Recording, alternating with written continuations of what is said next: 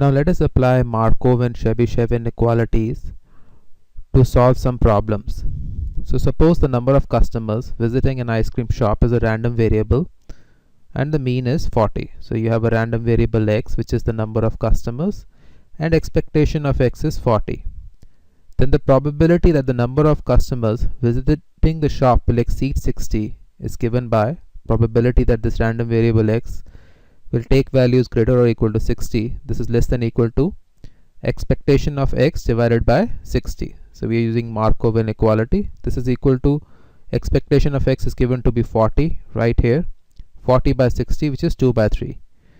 Now the variance of this random variable x is given to be 25, then you know from the Chebyshev inequality probability that x minus mu, this is greater or equal to a, this is less than equal to variance of x divided by a square. So here a is given to be 10 here. We are taking a as 10. Mean is 40, copying it from here. So variance is given to be 25. So probability that x minus 40 is greater or equal to 10 is less than or equal to 1 by 4. Now this event that x minus 40 is greater or equal to 10, this event and this event, probability that x minus 40 is less than 10 are complementary, because you can either have a random variable which is greater than 10 or less than 10. So both these events add up to 1. So this will be greater or equal to 1 minus 1 by 4. So when you take a negative sign in front of it, this will become minus 1 by 4. I can take a negative sign, so minus probability of x minus 40 is greater or equal to 10. This is greater or equal to minus 1 by 4. Now you add 1 to both sides. 1 minus 1 by 4 I am copying right here, and 1 minus probability that x minus 40 is greater or equal to 10 is the complementary event, and the complementary event is probability that x minus 40 is less than 10.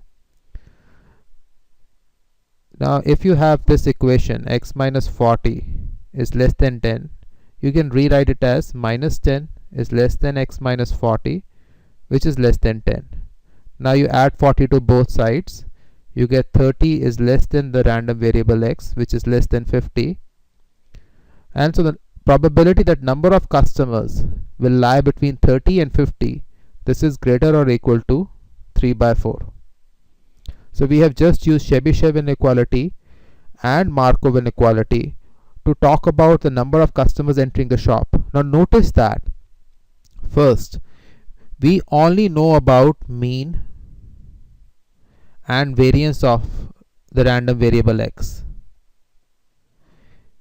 We do not know anything about the distribution function of x, and the inequalities still hold. So the distribution function of x has no impact here. So distribution function could be like this for x, or it could be like this, or it could be like this. It does not matter what the shape of the distribution function is. For these two inequalities, what just matters is what is the mean and what is the variance. So just by knowing what is the expected value of the random variable and what is the variance of the random variable, we can compute the probabilities without worrying about the distribution function.